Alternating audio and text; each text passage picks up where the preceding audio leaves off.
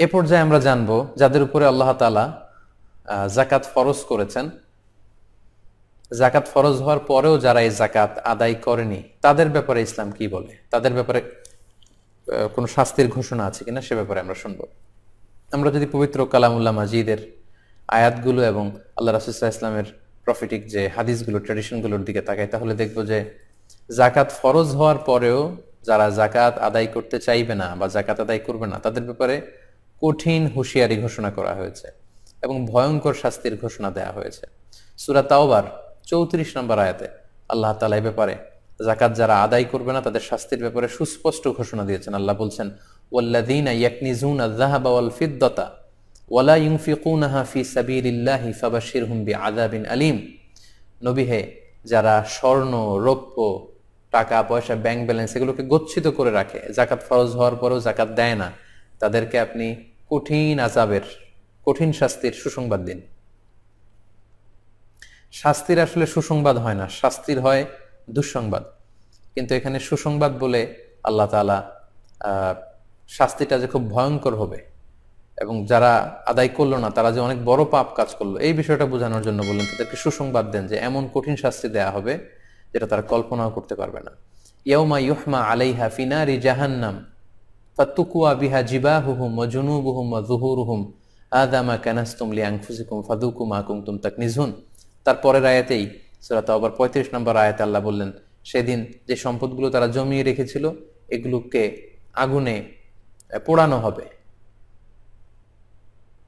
আগুনে পুড়িয়ে এগুলো দিয়ে যারা জাকাত দেয়নি তাদের কপালে দগ্ধ করা হবে, তাদের পাজরে দুই পাশে দগ্ধ করা হবে, তাদের পিঠে ছেঁকা দেয়া হবে। এই সম্পদগুলোকে বিশাল লোহার খুন্তি বানিয়ে কপালে, পাজরে, পিঠে তাদেরকে ছেঁকা দেওয়া হবে। আর তাদেরকে বলা হবে, হাযা মা কানাসতুম লিআনফুসিকুম, এই তো তোমাদের সম্পদগুলো যেগুলো তোমরা নিজেদের জন্য গচ্ছিত রেখেছিলে। ফাযুকু মা কুনতুম তাকনিজুন, এখন যেগুলো জমা করে রেখেছিলে এগুলো স্বাদ, যেহেতু খাওয়ার জন্যই তোমরা রেখেছিলে, আজকে এগুলো স্বাদ তোমরা খাও, এগুলো তোমরা ভক্ষণ করো। এভাবে ভয়ঙ্কর শাস্তি কিন্তু যারা জাকাত দেয়নি তাদেরকে দেয়া হবে। সূরা আলে ইমরানের মধ্যে আল্লাহ তাআলা বলছেন, সাইয়ুতাওয়াকুনা মা বাখিলু বিহি ইয়াউমাল কিয়ামাহ, যারা জাকাত দেওয়ার ক্ষেত্রে গরিমসি করেছে, কৃপণতা করেছে, ওই জাকাতের সম্পদগুলোকে লোহার বেড়ি বানিয়ে তাদের গলায় পড়া হবে ইয়াউমাল কিয়ামা, এবং সেই লোহার বেড়ি কিয়ামতের মাঠেই তার গলার মধ্যে পরিয়ে তাকে টানা হেচড়া করা হবে। সম্মানিত দিনী ভাই এবং বোনেরা, পৃথিবীতে যত পাপ আমরা করব এই সকল পাপের শাস্তি কিন্তু দেয়া হবে জাহান্নামে ঢুকিয়ে। এই পৃথিবীতে যে সমস্ত পাপ করা হয়েছে এই পাপের জন্য আগে কিয়ামতের ময়দানে বিচার হবে, বিচার শেষে জাহান্নামে ঢুকিয়ে শাস্তি দেয়া হবে। কিন্তু মানিউজ যাকাত, যে যাকাত দিতে চায় না, যাকাত ফরজ হওয়ার পরেও যে যাকাত দেয় না, তার শাস্তি কিন্তু হাসরের মাঠেই হবে। আল্লাহ বলছেন, সাইয়ুতাওয়াকুনা মা বাখিলু বিহি ইয়াউমাল কিয়ামা, যে ব্যাপারে তারা কৃপণতা করবে জাকাত দেওয়ার ব্যাপারে, তাদেরকে এই জাকাতের সম্পদগুলোকে লোহার বেড়ি বানিয়ে তাদের গলায় পরা হবে ইয়াউমাল কিয়ামা, in the day of judgement, in the resurrection day, কিয়ামতের দিনই তাকে গলায় বেড়ি পড়ানো হবে। লক্ষ মানুষের সামনে গলায় বেড়ি পড়িয়ে আল্লাহ তাকে অপমান করবেন। আচ্ছা, একটু খেয়াল করে ভাবুন তো, যে লোকটাকে জাকাত না দেওয়ার কারণে লক্ষ মানুষের সামনে লোহার বেড়ি পড়িয়ে টানা হেঁচড়া করে অপমান করা হবে, তাহলে এই লোকটার নামাজ কি কাজে লাগলো, তার রোজা কি কাজে লাগলো, তার হজ কি কাজে লাগলো?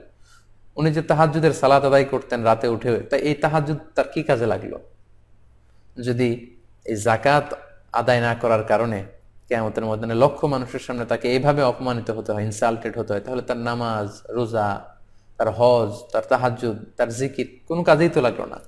সে তো সবার সামনে মানে অপদস্থ এবং অপমানিত হয়ে ছাড়লো। তাই সম্মানিত সুধী, যাদেরকে আল্লাহ তাআলা আমাদেরকে বিত্তশালী করেছেন, আমরা যেন এই শাস্তির ভয়ে আল্লাহর রাস্তায় এই যাকাতগুলো দিয়ে দেই। পাশাপাশি সহিহ বুখারীতে এসেছে যে যারা সম্পদকে গচ্ছিত করে রাখবে, জাকাত দিবে না, এই পুরো সম্পদগুলোকে কিয়ামতের ময়দানে সুজা আন আখরা, টেকো সাপ, ভেনোমাস সাপ, বোল্ড হেডেড, যেই সাপের মাথায় কোনো চুল থাকবে না। সাপ যখন ছোবল ধরে সাপের মাথায়ও কিছু পশম থাকে, কিন্তু যেই সাপগুলো খুব বেশি ভেনোমাস, খুবই বিষাক্ত, বিষের তীব্রতায় ওই সাপের মাথায় কোনো পশম বা চুল থাকে না। আল্লাহর হাবিব সাল্লাল্লাহু আলাইহি ওয়াসাল্লাম বললেন, তোমরা যারা সম্পদ গচ্ছিত রেখেছিলে এগুলোকে কিয়ামতের ময়দানে সেই বিষাক্ত সাপের রূপ দেয়া হবে। যারা যাকাত আদায় করেনি তাদের পা থেকে পেঁচাতে পেঁচাতে সারা শরীরে ওই সাপ পেঁচিয়ে তাদের দুই চোয়ালে, মুখের দুই পাশে এসে ছোবল মারতে থাকবে আর বলতে থাকবে, আনা মালুক, আনা কানজুক, আমি তোমার সম্পদ, আমি তোমার গচ্ছিত ধন সম্পত্তি, আমাকে ভোগ করার জন্য রেখে দিয়েছিলে, আজকে আমাকে ভোগ করো, আজকে আমাকে খাও।